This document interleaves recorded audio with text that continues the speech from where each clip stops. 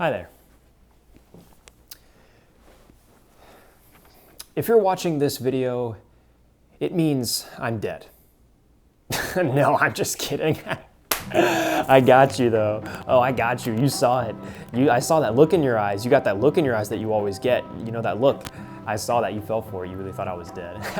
No, I'm not dead. Don't worry about that. But I am probably not around at the moment. If the scheduling for posting this video all works out perfectly, and I have no reason to doubt myself, then this video should be posting on a Saturday, as I usually do, while I am not in town, actually. But either way, I had on my mind certain things that I wanted to make of some kind of video that I could make and I could leave to you all. And I thought a lot about what was something that would be fun and quick, but also something that I would really be interested in making. And I figured a video going over my firearm collection would be a really good idea, because this is something I've gotten really into lately. All of you who are familiar with my channel, already subscribers, if you haven't subscribed, by the way, go ahead and do that, see the Lee Enfield behind me in the background of all my videos. It is literally, actually, it's from where I'm sitting, it would be right there, the rack. But as I've also alluded to on plenty of live streams, it is not the only gun that I own. And a lot of people have actually asked me to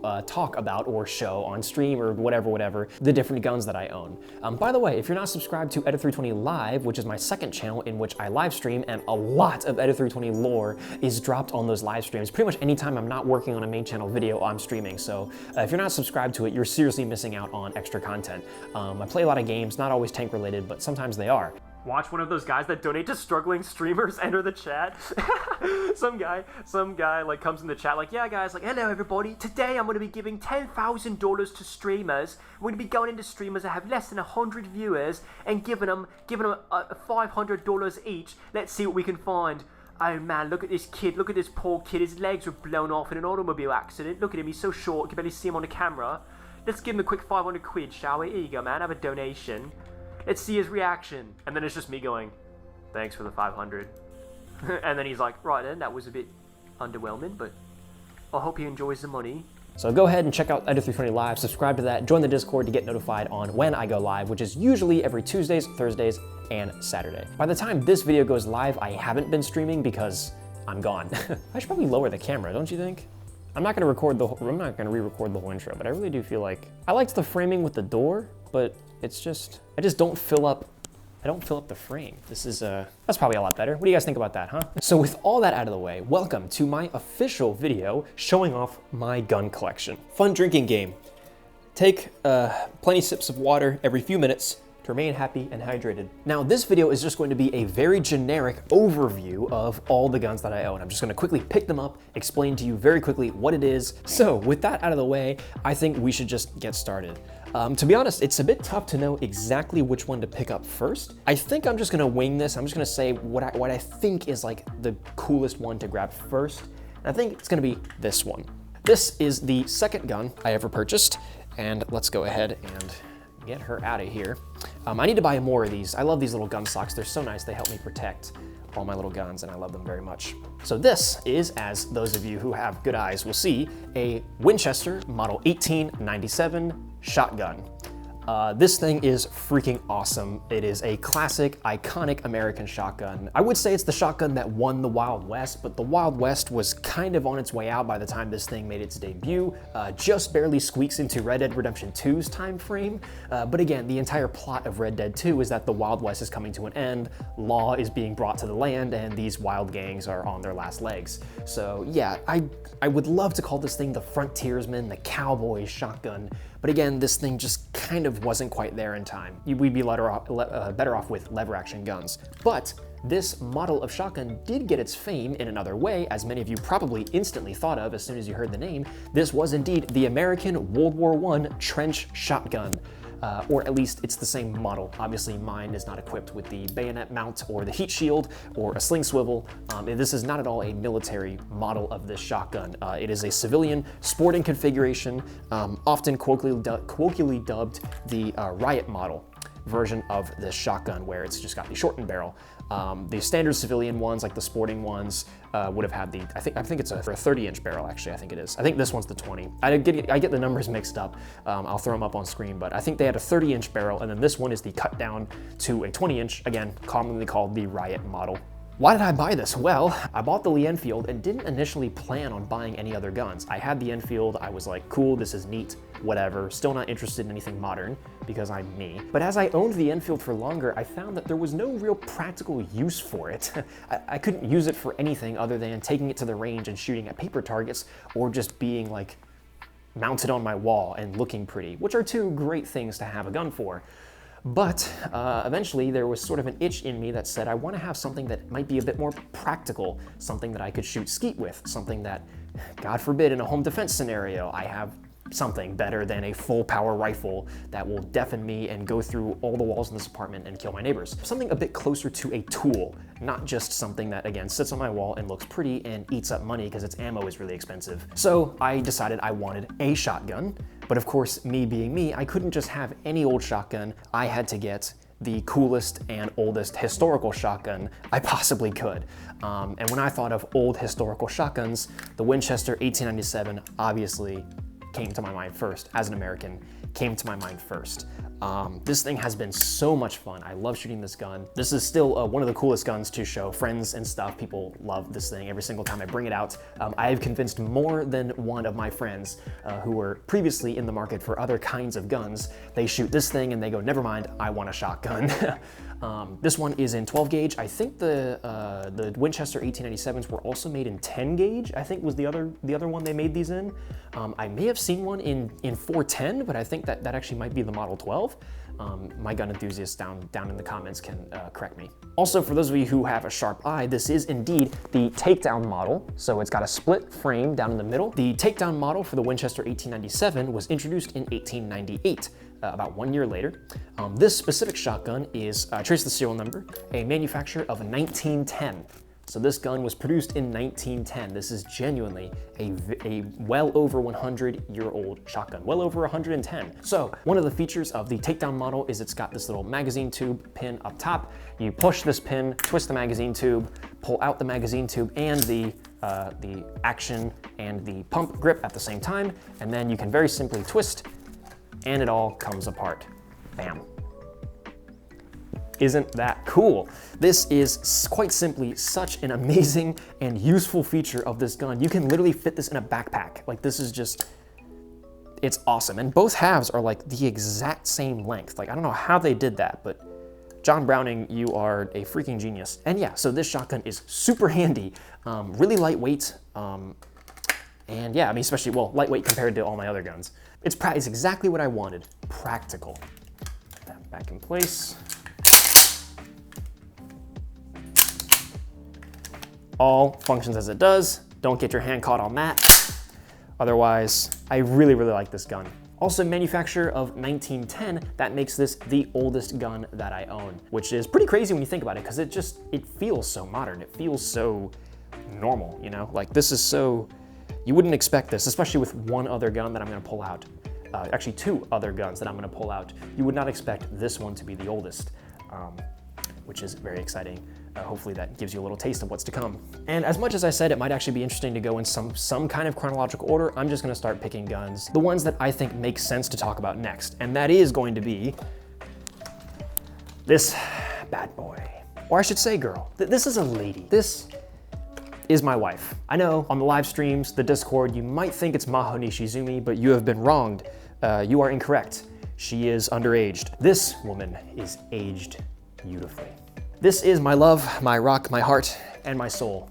This is my Lee Enfield No. 4 Mark I. The first gun I ever purchased in my entire life. I bought this when I was 19 years old, which is so crazy that I can say when I was 19, and that's referencing a long time ago. It was 3 years ago, but still, 3 years, God, I was 19 3 years ago, Jesus. Sorry guys, I just had an existential crisis, live on camera. So, I just have so much love for this gun. It's not my best gun. It is my most expensive gun in terms of ammo, by far. Shooting this thing really hurts my wallet, but just warms my soul. All of you are familiar with this rifle, hopefully, because you see it in my videos every single day, or whenever you watch my videos. Hopefully some of you tune into my videos daily. I only upload weekly. This thing is a staple of the channel. It is a staple of my love of history, particularly World War II history, and it is a staple of my taste in firearms, which is to say, Blackie. I love this rifle more so than the SMLE. I know most people, when they think of Lee Enfields, they think of the SMLE, but I love this rifle and the way it looks. I explained a little bit more about what I liked about this rifle in the first video that I ever did on it on this channel way back when, but I love the angles. I love how this thing has a chin. I love how it's got this big blocky front sight. I love how the forend has nice straight lines to it. I love the angled detachable box magazine. I love this big block rear with the flip up aperture sight and the ladder sights. So cool. I love this big blocky cocking piece. I just love everything about it. This rifle just screams to me practicality, industrial, refined, I suppose, but refined in the fact that it's cheaper and easier to produce. Every engineer's dream, I would imagine, making something easier to produce and cheaper to produce, while also somehow making it look even sexier. I've always loved the look of the Lee Enfield No. 4, and that is why I wanted one so badly, and it is what led me to impulse buy this. One daunting Thursday night back in the fall. I remember it very clearly, the night when I went to a gun store with my buddy. This was after COVID had destroyed everything, and when things were opening back up again finally, and this was an old friend who I hadn't spoken to since COVID had first dropped. Since COVID dropped, I just said, hey, it's been a pandemic since we last talked. Would you like to meet up, get some dinner, and then go to a gun store? And I had never been to a gun store before, so I said yes, and impulse bought this rifle that very night. And with this rifle, I became the first gun owner in my family. And yeah, just owning this rifle has been a treat. Getting the sling for it, getting the bayonet for it. I put that away somewhere else. Where did I put that? Here we go. I literally, scabbard and all. I bought all the individual components separately. You've got your holder, scabbard, the little leather piece, and then of course, the bayonet itself, which clips on quite nicely, like that. As I demonstrated on stream once for the postscriptum live stream, if any of you were there. I got it obviously for aesthetics. I am not planning to bayonet anybody anytime soon, unless you like boats, unless you are a naval enjoyer, which you're not, are you?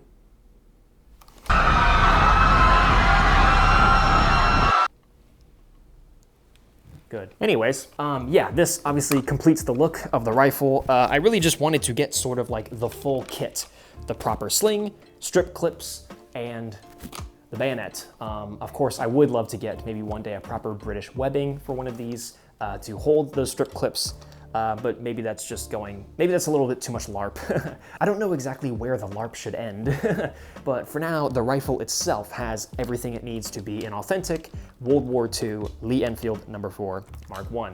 And yeah, I absolutely adore this rifle, and there's a reason why, despite owning all these different guns, this is the only one that has stayed on my shelf behind me for my videos this whole time, because again, I just love it. It is too iconic.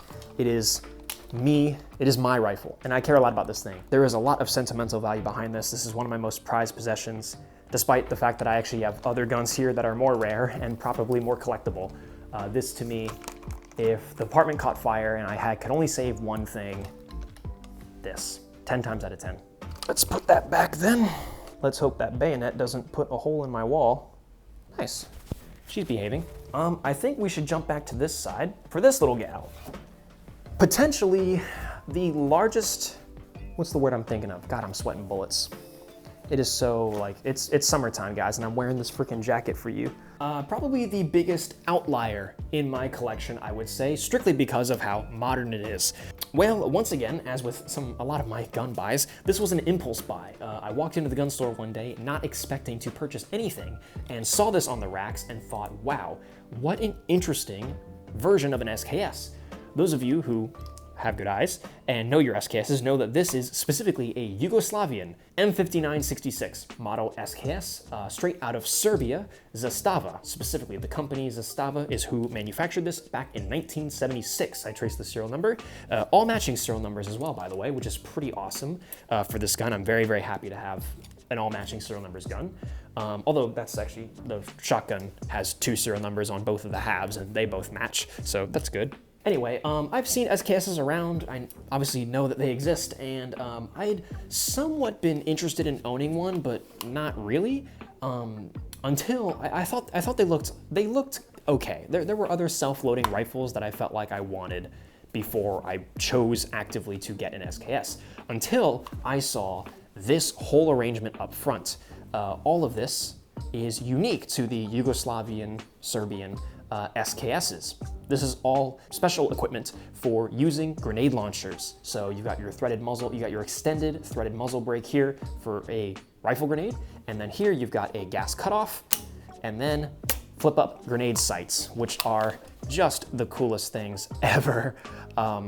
But just besides them being grenade sights, I once again really liked just how blocky and industrial they made the rifle look. Like just this whole front end, it just looks very, again, blocky and industrial is just the best word I can use to describe it. And it really gives the SKS, this version of the SKS, such an awesome silhouette at the muzzle, and that really drew my eye when I saw this thing at the gun store. I took it off the shelf, inspected it, and realized how nice of condition it was in. Saw that every serial number I could see on the outside was all matching, and thought, this thing seems like a really good pickup. And there was a decently good price, slightly more expensive than the Lee Enfield, but I have now learned a lot more about these rifles and what they go for nowadays, and I did actually get this for cheaper than what you might get one for, depending where you go. Obviously, local gun stores will actually usually have pretty good deals, as mine did this day. But yeah, if you go online and you try to find a lot of these, whatever you'll see these going for, I got mine for a couple $100s less, which is awesome. Penny saved is a penny earned. Of course, because of this unique setup here at the muzzle, the entire front end is a little bit longer than most SKSs, which means the bayonet is a little bit longer than your typical SKS, which is pretty awesome. A little bit of trivia that I can wow the friends with. And yeah, once again, I immediately set out to purchase stripper clips and the correct sling for it. I think this might be a Chinese sling. Somebody correct me, but yeah, semi-automatic, 7.62x39, so a decently affordable caliber, and this thing is just fun. I definitely think of all my guns, this is my most accurate, and definitely the one that when I take a lot of friends or other people and I have them shoot all my guns, this is the one that most people come back and say this was their favorite. I actually have had 2 people, one person who was a complete virgin shooter, never fired a gun before, and then one person who was not new to the whole thing, but inexperienced. And both of them, upon shooting all of my guns, said that this was their favorite, specifically this gun. And I have no problem seeing why. Also, for as much as I love my guns, and as much as I said that should the place catch fire, I'm taking the Lee Enfield, I would say that given the apocalypse, the collapse of everything, and I have to go survive in the wasteland, I am grabbing the SKS 10 times out of 10. I can totally see why this thing is hailed as the ultimate survival rifle. This thing is so modular and so light, so much fun to shoot, so accurate. I would entrust my life with this thing for sure. Less of a firearm that I own for its historical collectability, let's say, and more of a firearm that I own because it's just a damn useful gun to have. I really hope that none of these guns just slide off the wall and break. Also, I already mentioned it, I'm sweating like a pig in here. I'm gonna make a little executive decision. Picking up guns and I'm moving shit around and I'm a little weakling. So be it. What did you see the way? Oh, my arms look so big on camera. That looks weird. It looks like it's like one of those memes. That's funny. Sorry, I get too much of a kick out of that. Anyways, the next firearm I want to show is my second to last. Believe it or not, I only have 5 only, and it's gonna be this guy right here, which is my most recent acquisition. So, I mentioned before how I got a Lee Enfield No. 4 because I like the look of the No. 4, especially when compared to its contemporaries like Kar 98K or the Mosins, a lot of other bolt-action rifles of its kind, of its type. Specifically, I've always said that I really liked the look of the No. 4, especially when compared to the SMLE. Until I got one. As of recording this video, I purchased this a week ago. Last weekend, I bought this rifle. Once again, on impulse. Yes, I am a motherfucker when it comes to impulse buying. This rifle really surprised me. First of all, by existing. The gun store that I frequent, my local gun store, is not necessarily known for having the craziest, rarest treasures of all time. You know, they're not anything to go home and be like, oh my God, I can't believe they had one of those in stock. And I also know that #1 Mark III SMLEs are also not particularly rare. However, once again, I had never seen one of these at my local gun store. I just always figured that they wouldn't be around. I don't know why, there was a feeling that these things were more rare than the #4s. I didn't think they would ever turn up until I was there just last weekend, and it did. What do you know? I was instantly surprised at how much I was actually drawn to its looks. I did not realize just how sexy these rifles actually were until I saw one in person. Again, I see them in video games, Battlefield 1. See him? Shout trooper! See an enemy scout! See him? Scout! I'd see them in pictures, I'd see videos of them, and they never looked that appealing to me. I just always was like the nose cone, and it's too curvy. You know, I like that industrial blockiness of the #4. This one is too curvy and old. My brother said that the nose cap gave this thing musket vibes. You know, it looks very dated. And to me, I didn't like that look. Until, once again, I saw one in real life and held this one and found that it's just so pleasing to the eye. This little flat bit of wood right in front of the rear sight, the rear sight protectors being so pronounced and in your face, this whole arrangement being so gawky. It's so like, wow, your eyes go right to it. The nose cap actually being sleek for sure, but still having a bit of a blockiness to it that I didn't quite notice in photos or in other examples of the rifle. And then, of course, having basically the same action as the #4, so I liked that. The rear cocking piece being the circular one actually doesn't bother me as much as I thought it might. And even the bridge for the strip clips, which sticks out a big way. I know Othias on CN Arsenal said this was very gawky and he did not like it on the #3s. I actually do. Also, the bolt being so big and, again, sticking out in a very gawky way. Again, turns out I actually do like it. So, to explain a little bit more about the history of this rifle very quickly, I will say that this is an original British BSA, Birmingham Small Arms factory. This is from Birmingham. This is a genuine British-made SMLE Mark III Star. The Mark III Star, as some of you would know in your World War I history, it was a simplified version of the #1 Mark III, introduced in 1916 as a simplification during World War I to make the rifles cheaper and easier to produce so they could crank out more of these things for the war effort. Well, mine just so happens to be a Mark III Star that was manufactured in 1916. It says it right here. And indeed, there are some other features of this rifle that tell me that it is actually probably a pretty early example. It is in 1916. This was made the year that the Mark III Star was introduced, which is pretty awesome in my opinion. I like that a lot. This has British Army acceptance markings stamped in it, the little arrows. There's one right there, there's one on the safety, and there's one, I do believe, right here on the receiver, down there. Because this thing's in such good condition, I highly doubt that this thing actually went to war, killed anybody, served in any battles, but based on its manufacture date, the fact that it's all matching serial numbers as well, or at least every serial number that I can find on this thing is matching, I personally do believe that this is a genuine British SMLE Mark III Star that was produced in 1916 and was at the very least accepted into service and was in the British Army's inventory during World War I and possibly even World War II, which is pretty awesome. That is amazing, and I think this is definitely, of all my guns, the one that I have the most historical information on. I believe I can build, this one has the most complete story of any gun that I own, which is very exciting in its own rights. As you can see, I've done my own work on it a little bit. When I first bought the rifle, it was actually missing a butt plate and a couple other little features. As you can see, just today, as of recording this, the butt plate came in and I installed it. I've also got a sling on it currently. As you guys will know, that this is not the historically accurate sling. This is actually an American M1907 sling, I believe. This one is it's a remanufacture. It's got 1918 stamped on it. Again, it's just, I think it's a reproduction. I bought it off Amazon for not that much. I actually originally bought this sling to go on my number 4 because I just thought it looked cool. But this is an American sling designed for American rifles of the First World War, the 1903 Springfields and things like that. Would famously serve on the Garand in World War II, and it looks magnificent, I will say, although it's not accurate.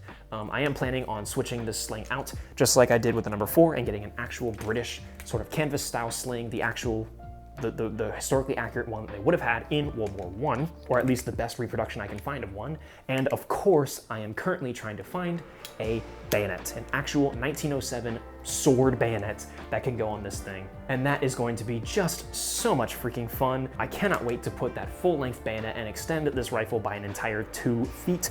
And just really get the LARP going. We're gonna be on 1917 vibes for the foreseeable future.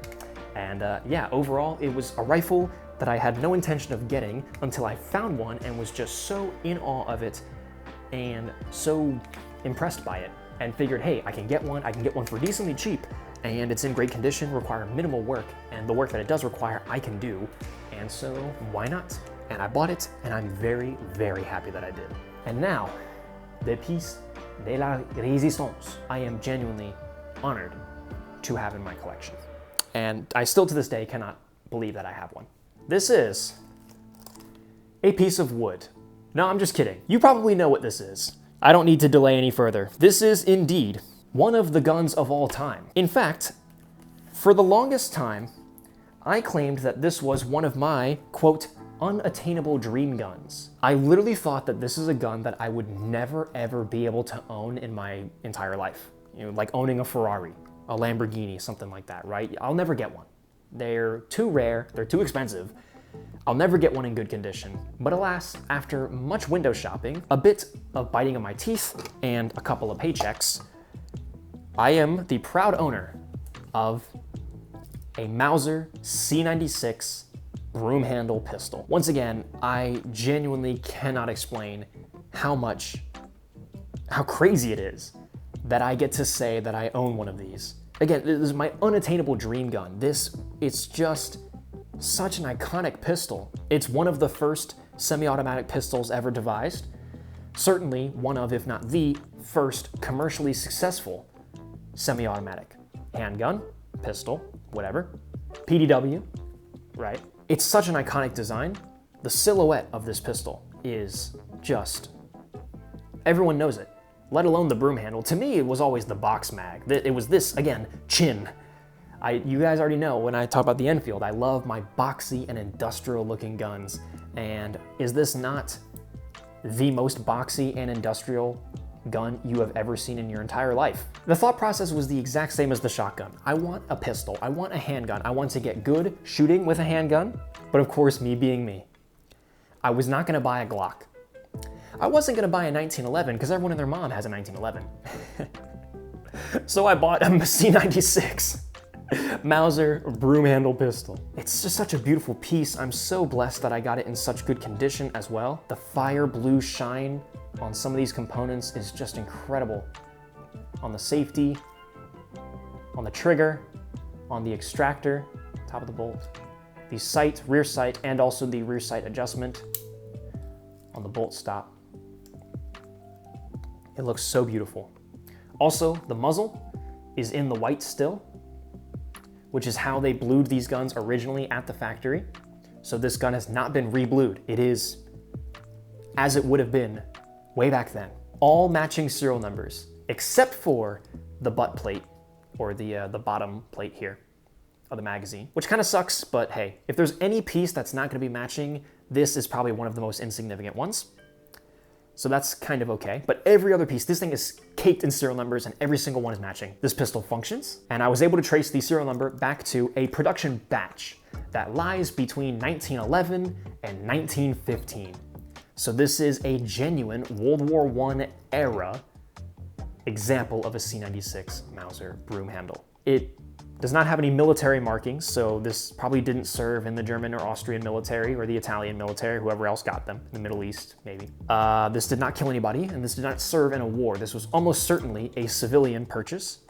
Some normal guy back in the 19-teens bought this and had it, and now I have it. So it may not be a proper military gun, but it is era appropriate. It is of the time. This is not a 1930s pistol. This is a genuine World War I era pistol, which to me is enough to be able to hold this and to know that it is well over 100 years old. This is indeed my second oldest gun. We actually have a pretty great lineup. So the most historical credit we can give this, it was built in 1911, which is a year after this. The least amount of historical credit, it was built in 1915, which is a year before this. So I've got 1910, 11 through 15, 16. Isn't that cool? I think that's just the coolest thing ever. When I bought the pistol, it did indeed come with the stock.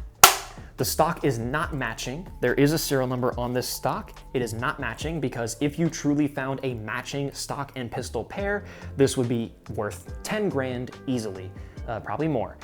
These stocks just simply didn't really withstand the test of time. In fact, actually this stock itself had 2 major cracks along it that I had to repair with wood glue. So these stocks just simply didn't last. I mean, it's hollow wood. They're fragile, especially in war. I would imagine these things probably broke a lot. So I'm not too upset that it's not matching because again, that's really asking for rockin' horse poop at that point. But as long as the color of the wood matches the color of the grips, which it does, and as long as it fits on, which it does, I am happy. And this is just the coolest little thing, isn't it? Words cannot describe this. Even if I gave this thing a dedicated video, it would just be mostly silence of me just smiling at it. Because I own one of these and it is such an iconic pistol. It's such a cool and iconic pistol. And I love it very much. I know that I said the Lee Enfield was my most prized possession. Should a house fire break out, I would save that first, but I would certainly at least try to fit this in there somewhere. It shoots like a dream, especially with the stock on. And in case you're wondering, it is not a red 9. I did not get this in 9mm despite the fact that I very easily could have. Well, actually, I not very easily could have, but you know, the red 9s exist and there are quite a few of them out there. No, I thought if I'm gonna go through all the effort of getting a fucking C96 Mauser broom handle, I'm going to get one in its original goddamn caliber. 7.63 by 25, I think it was, Mauser. So this is chambered for that original 7.63 cartridge. It is not chambered in 9mm, and my wallet regrets that decision every single time I take this shooting. But it's not that bad, actually. It's cheaper than the Enfield, believe it or not, and about the same price, actually, as the SKS. I think this ammo and the 7.62 by 39 both go for about 40 to 50 cents around, if I'm lucky. Usually like 60 actually is probably more accurate of a rough estimate. But again, this thing is amazing and awesome, and I can't wait to shoot it more in the coming days with all my Canadian buddies, which you guys will all see footage of when that vlog comes to light. And again, if you go to my live streams and you donate and you help raise the funds to purchase all the ammo that I'll need, the hundreds, more likely thousands of rounds that I will need to fire all of these guns in a Garand Thumb style manner for videos to give to all of you guys. If you guys want to see me run these guns hard, shoot them and go crazy, go stupid, go gaga, please check out Edit 320 Live and donate or become a patron. And some of that money will also probably go towards a lot of this stuff. So yeah, I think that's just about it. Oh, also I'll say the holster was a reproduction. This is not, this did not come with the pistol and it's not an original. You can buy these off Amazon, they're not that expensive. So, as I said before, this was supposed to be the quick overview.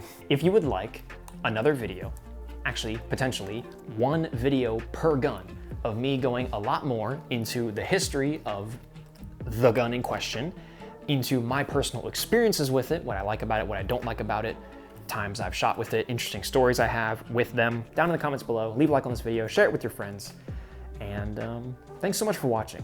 I don't actually have a super solid plan to end this video, so I'll just say that. If you'd like to see more, leave a like and subscribe. Otherwise, continue to expect the normal tank content coming down the pipeline to you. I'm pretty much always working on something. M3 Lee video is coming, I promise you. And yeah, I think that's pretty much it. So, but I think from this point forward, whenever I make a new acquisition, I will let you guys know immediately, or as close as I can to acquisition, rather than stockpiling these for 4 years and then dropping them all on you at once. Thanks so much for watching, guys. My name has been Edit 320. I'm a guy who really likes tanks and historical firearms for no real reason. God help me. autism has taken over my life and my wallet. Thank you so much for watching, and I will see you in the next video. Bye-bye.